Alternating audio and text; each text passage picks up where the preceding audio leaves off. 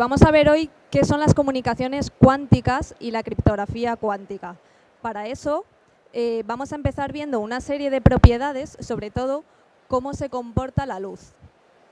No sé si aquí habéis hecho vosotros algo de física en el colegio, física cuántica, física, electromagnetismo, este tipo de asignaturas, que es donde se ven este tipo de fenómenos.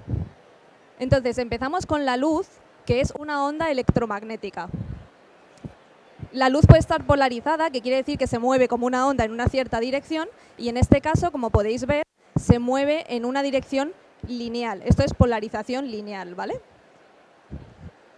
También podemos encontrar que si esta luz la atenuamos en intensidad tanto que llegamos a lo que es la partícula de la luz, al fotón individual, vamos a tener los fotones que van a estar polarizados en la misma dirección que la propia onda electromagnética que teníamos al principio.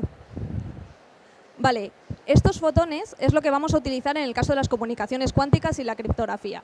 ¿Y cómo podemos jugar y manipular estos fotones? Pues vamos a ver que es algo muy sencillo de ver. Primero tenemos los fotones orientados verticalmente, están polarizados verticalmente, y para jugar con ellos los vamos a hacer pasar por los polarizadores. Los polarizadores son cosas de este estilo que básicamente funcionan como una rejilla que está orientada. Entonces, en este caso tenemos a los fotones que están orientados en la misma dirección que la rejilla. ¿Qué pasa si hacemos pasar estos fotones por esta rejilla? Pues que van a pasar todos. Pero ¿qué pasa, por ejemplo, si los fotones están orientados verticalmente y la rejilla está horizontalmente? Pues que en este caso no va a pasar ninguno de los fotones. Vale, un caso más difícil. ¿Qué pasaría en este caso? Si tenemos los fotones orientados verticalmente, pero la rejilla está en diagonal. ¿Qué pasaría? Eso es. Algunos de los fotones van a pasar por la rejilla y otros no. Y además, los que van a pasar por la rejilla cogen la polarización, o sea, la orientación de la rejilla. Esto es lo que nos ayuda a hacer comunicaciones cuánticas y criptografía cuántica. Además, en física cuántica esto se llama el principio de superposición de las partículas. Vale, vamos a hacer un pequeño experimento así para que lo veáis. En el caso de tener luz como la del sol, luz de los focos, eso es luz despolarizada, que quiere decir que tiene orientaciones en todas las direcciones, ¿vale? Si esta luz la hacemos pasar por un polarizador, por ejemplo, la luz que viene de las pantallas, vemos que se oscurece. ¿Por qué? Porque solo van a pasar por la rejilla los fotones que tienen la orientación del polarizador. ¿Qué pasa ahora si yo cojo dos polarizadores y hago pasar esos primeros fotones que están despolarizados por el primer polarizador? Se van a orientar, y si pongo un segundo polarizador en la orientación contraria, no van a pasar, como hemos visto antes. ¿Vale? Vale. Pues si lo complicamos un poco más y en lugar de rejillas de una sola dirección ponemos rejillas de dos direcciones, como es este caso, vamos a tener dos tipos de rejillas, ¿vale? Las rejillas que tienen forma de cruz y las rejillas que tienen forma de X. En este caso, el fotón con la polarización vertical en esta rejilla, ¿va a pasar o no va a pasar? Sí pasa, porque tiene una componente de la rejilla. Y en este caso tenemos el fotón orientado vertical y la rejilla en X. ¿Este va a pasar o no va a pasar? Pasan algunos, y además en unos casos va a pasar con la orientación en diagonal derecha y en otros casos en diagonal izquierda, con un 50% de probabilidad. O sea, ahí jugamos con una probabilidad completa, ¿vale? Vale, ¿qué es la criptografía? La criptografía es el arte de escribir con clave secreta o de un modo enigmático. En este caso tenemos, por ejemplo, un Bob, un señor, que quiere enviar un secreto, pero solo quiere que lea el contenido del secreto la persona que lo recibe y nadie más. Puede ser información de bancos, puede ser historiales médicos, puede ser cualquier tipo de información secreta que es personal y que tiene que ser secreta. Este tipo de información a día de hoy se transmite de manera segura utilizando claves de cifrado que cogen el secreto, lo encapsulan y únicamente puede abrirlo aquella persona que tenga la llave para poder abrir el secreto. Entonces, Alice en este caso tiene esa llave y puede abrir el mensaje. Así hemos cifrado la información. Pero ¿qué pasa si ahora Bob manda su mensaje secreto y hay alguien en medio que coge el mensaje, se lo queda, intenta abrirlo y no tiene la llave? Pues que al abrirlo, lo que va a ver es un montón de garabatos que no va a entender. O sea, tiene el mensaje, pero no puede entender el contenido porque no tiene la llave, ¿vale? Las propiedades básicas de la criptografía, en general, son estas. Confidencialidad, que quiere decir que nadie puede leer mi mensaje sin estar autorizado. Autenticidad, que quiere decir que el mensaje lo ha escrito realmente la persona que lo firma. E integridad, que cuando yo estoy mandando mi mensaje, por el camino, nadie lo ha cambiado el contenido, ¿no? Esto en un ordenador, ¿cómo se hace? Pues tenemos nuestro mensaje, que va a ser hola, ¿vale? Lo pasamos al lenguaje de ordenador, que son los ceros y los unos. Hola se escribe así, por ejemplo. Nuestra clave secreta, que es 1, 2, 3, 4, que nunca hay que utilizar una clave así porque no es segura, pero esto es un ejemplo. También lo pasamos a idioma de ordenador. Y para cifrar el mensaje, lo que vamos a hacer es una suma 1 a 1 de cada uno de los elementos, pero no una suma normal, sino una suma de ordenador, que quiere decir que 0 más 0 es 0, 1 más 1 es 0, 0 más 1 es 1 y 1 más 0 es 0. No, perdón, es 1, ¿vale? Entonces, si son iguales dan 0 y si son diferentes dan 1. Y este es nuestro mensaje secreto. Así de sencillo. Y para descifrar el mensaje, ¿cómo hacemos? Pues vamos a hacer exactamente lo mismo. Cogemos nuestro secreto, lo pasamos a idioma de ordenador, con nuestra clave secreta en idioma de ordenador lo sumamos otra vez 1 a 1 y esta suma nos va a dar el mensaje. Así es como funciona el cifrado con clave simétrica, que quiere decir que el que lo cifra y lo descifra tiene la misma clave, ¿vale? ¿Qué pasa? Que a día de hoy se utiliza otro tipo de cifrado, que son claves diferentes, que además dependen de una fórmula matemática. Como depende de una fórmula matemática, con la llegada del ordenador cuántico, esto por ejemplo es el ordenador cuántico de IBM, lo que puede hacer son cálculos mucho más rápido que un ordenador normal, entonces ese problema matemático que me genera mis claves lo puede resolver entero. Entonces el ordenador cuántico tiene cosas buenas porque nos ayuda a, por ejemplo, a diseñar fármacos o a hacer cálculos que no podíamos hacer ahora, pero también tiene la parte mala de que es un peligro para la criptografía. ¿Qué solución? Pues la criptografía cuántica. Hay más soluciones, pero bueno, esta es la buena, la de física. Para hacer criptografía cuántica tenemos nuestros fotones y nuestros polarizadores, son nuestros elementos, y con eso construimos las claves cuánticas. Vamos a tener los fotones en las diferentes polarizaciones y los polarizadores en las diferentes posiciones. Y esto lo vamos a codificar. Si tenemos un fotón en polarización vertical y un polarizador en X, pues eso lo vamos a llamar bit 1. En la otra dirección bit 0 y lo que veis aquí en la pantalla, ¿vale?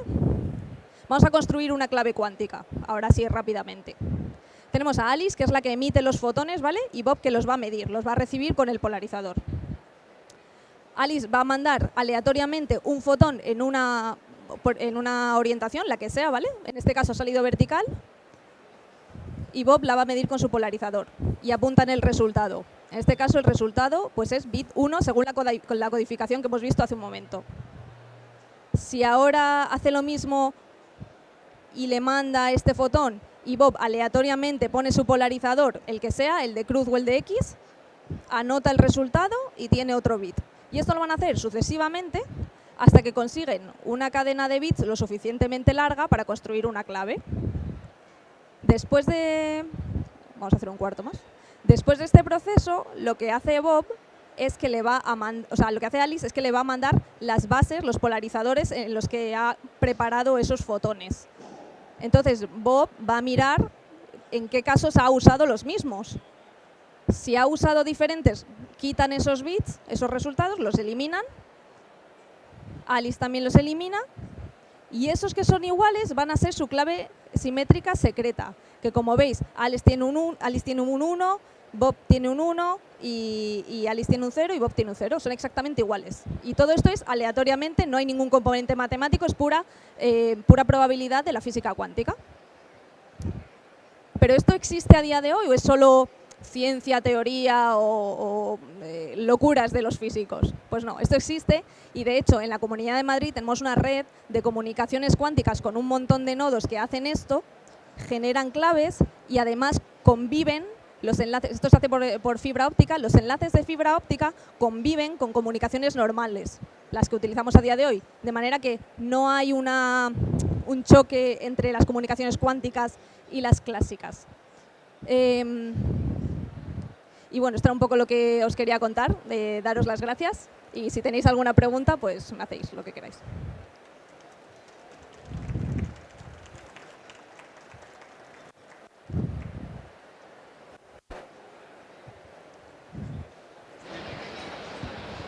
Hola, primero que todo muchas gracias, fue muy interesante. Una cosa, por ejemplo, no sé si las comunicaciones estarían únicamente limitadas a usar qubits con fotones o también a otras maneras, porque con la computación cuántica, hombre, seguramente habrás visto que también se puede hacer con iones atrapados, con superconductores y otros. ¿Existiría también esa probabilidad o es solamente para imitar la comunicación con fibra óptica que hay ahora? Actualmente todas las comunicaciones, sea por fibra óptica, sea por satélite o sea por espacio aéreo, se hace con fotones, es la partícula. Es verdad que en computación se utilizan iones atrapados, se utilizan también fotones, hay algún tipo de superconductores, en sensores también hay vacantes de nitrógeno, por ejemplo, pero en comunicaciones estamos trabajando con fotones.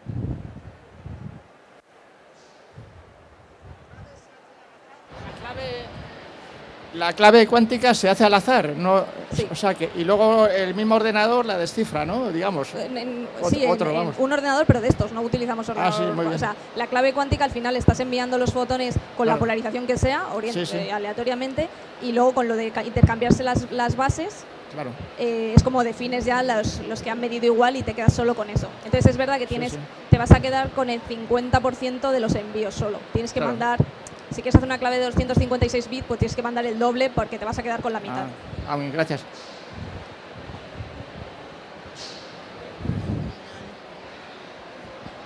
Yo te quería preguntar cuál es ahora mismo la principal limitación que hay para desarrollar todo esto de la computación cuántica, porque si yo ahora mismo me pongo a pensar, por ejemplo, los transistores en su momento fueron una gran revolución, pero era algo barato, pequeño y que no costaba mucho mantener y que se podía producir en masa. Aquí, ¿qué limitaciones hay en este sentido para que salga algo práctico de esto? ¿En computación o en comunicaciones?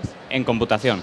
En computación, ahora mismo está un poco como en la situación cuando se empezaron a crear, cuando Alan Turing empezó con el primer ordenador, que era eso, algo que tenía una única función, que de hecho era romper la criptografía en la guerra. Estamos un poco en ese punto. Ahora mismo son ordenadores que son enormes, sobre todo los que están más avanzados requieren de criogenia, entonces no es que sean muy manejables, pero poco a poco lo que se está intentando es que reducir esos tamaños, hacerlos más estables a temperatura ambiente, por ejemplo con sistemas fotónicos a lo mejor, o otro tipo de átomos, pero le queda para ser un ordenador que tenga cada uno en su casa, o no va a ocurrir nunca o le queda mucho tiempo. Que se me ocurrió otra cosa cuando le he escuchado a él. ¿Con qué se generan los fotones? ¿Con un láser? Claro, pero con un láser tú generas chorrocientos mil y con una cierta distribución. O sea, ¿cómo haces para asegurarte de que estás mandando un fotón polarizado así, de esa manera, individualmente? Eso es complicado. De hecho, hay varias formas de hacerlo. Lo que yo os he contado se llama variable discreta, que tú tienes un láser y lo que haces es atenuarlo, bajarle la intensidad hasta que no puedes garantizar que tienes un único fotón. Puedes garantizar que tienes una alta probabilidad de tener un único fotón. De hecho, hay un ataque que, como no puedes garantizar que sea un único fotón, a lo mejor te salen dos, que son iguales. Entonces puede haber un atacante que coja ese segundo fotón y no lo detectas. Entonces hay mecanismos que se aplican aquí para evitar ese tipo de... Sí, lo de los cristales no lineales. Esto, eso lo he escuchado alguna vez. Eso es para generar entrelazamiento. Vale. Sí.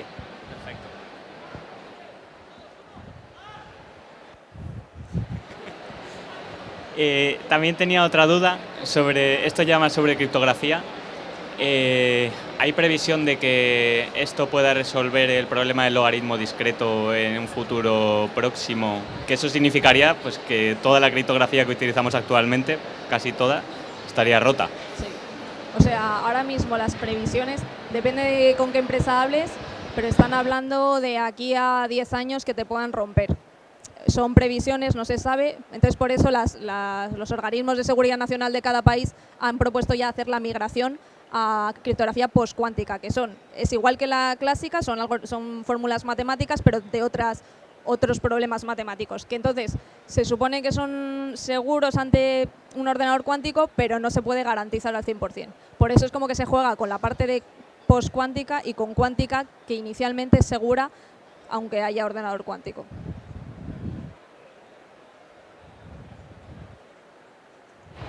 La última pregunta.